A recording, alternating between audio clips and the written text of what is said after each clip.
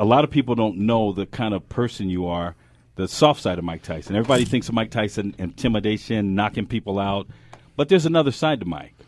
Wow.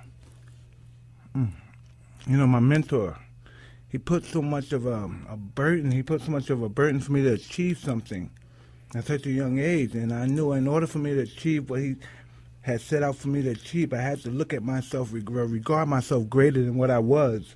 In other words, I had to fake it till I make it, and I didn't want to let him down, so I had to just put that mean guy look. He had once told me, he said, I just wish you were bigger. I said, what do you mean, big? He said, I wish you had a body like Ken Norton, wide shoulder, because, I'm pretty small for the big guys at that time. And he said, like, wide shoulder, because you could intimidate guys. And that just blew me. I said, this guy said so much about me that wants me to be heavyweight champion. He said, I'm not big enough. And he said, size, he's the one who told me that size don't mean anything, but it was the intimidation factor. He said, intimidation is the most magnanimous factor in life. You know what I mean? To have somebody intimidated. It's not like being afraid of something. Being intimidated when you allow your feeling to just shatter where you no longer could perform. And this guy just had me totally overwhelmed with his appearance.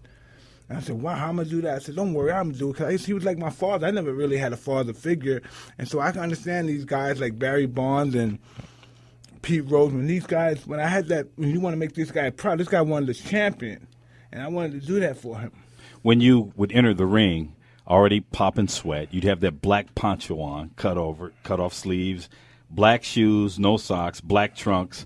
As soon as you stepped in the ring, the other guy across the ring, what were you thinking? I mean, because he was thinking, oh, that's my ass. I don't know. I was just thinking, this is what Cuss wants me to do. Like, sometimes when we talk about Cuss, like when people say, they think I'm crying. I'm not crying for, like, stab. When I look at Cuss the kind of guy, he wants me to be the kind of guy to kill everything in the room that's moving. That's the kind of guy. He's just strong. He's a very strong guy. He is rough. I can never live up to that standard. I can never teach a kid what Cuss taught me, because it was just that energy and that mental belief in yourself and confidence. It's almost to a megalomania perspective, you know what I mean? And I said, how did a guy do that? This guy told me at 12 years old and told me you're going to be the next heavyweight champion or the youngest heavyweight champion. But he said it so convincingly, and I just said, okay, I'm going to do this. He said, now, when you get a lot of money, you got to be careful of the gifts that you get from people. He said it as if I was champion right now. He was just preparing me. He didn't know me from the man of the moon, and started saying these things to me.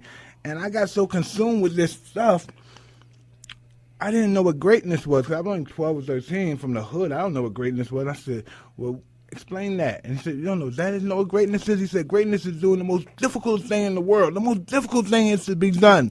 And do it with the simplest of ease. I said, really? You think I can do that?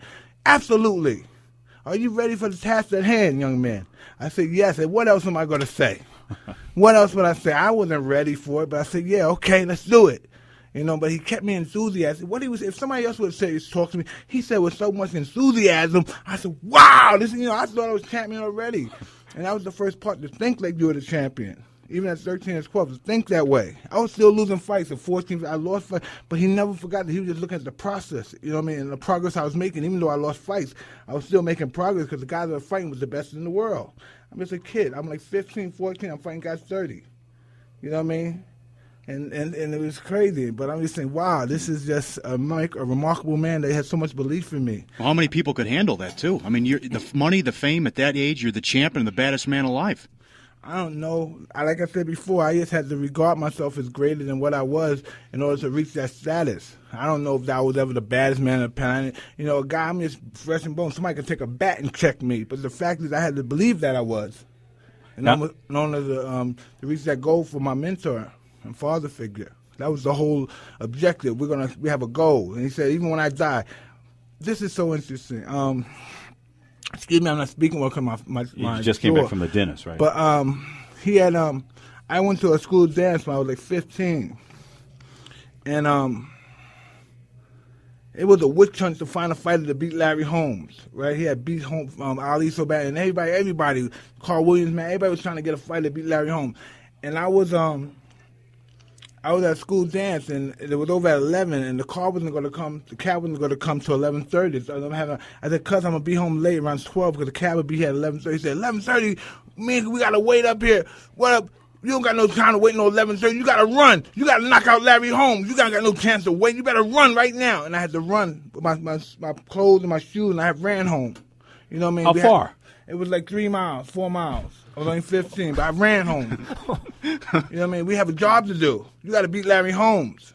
I was only 15 years old. Wow. And how many years later before you got Larry? 15, then I was 21. Here's what Larry Holmes told me after you knocked him out. He said that it was the only time he ever was in the ring with another fighter where he could feel that the other guy was really trying to hurt him. He said he was very intimidated. I don't know. It had nothing to do. My mentor prepared me that way. I'm really not that kind of guy. I'm really I started off like a scary, timid guy, but I met him, and then he made me some kind of gongorious monster. I don't even know. It was just scary, that you could become that way if you have somebody that you admire and look up to. You only have to have somebody that you look up to and admire, and he can make you anything you want. How do you avoid stuff like what happened? And tell us what happened with the situation in L.A. Listen, I don't even know. This is the real story. I came out I was coming from Europe.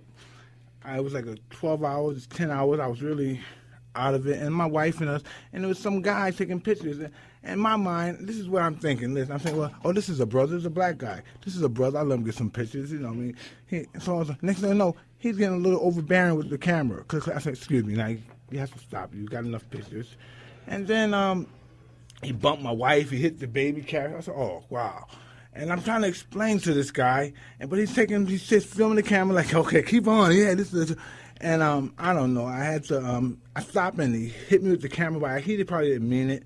But I felt the soap. I felt that he had looked at me like I didn't even matter with all arrogance, and I struck him. I shouldn't have done that. No, I shouldn't have done that.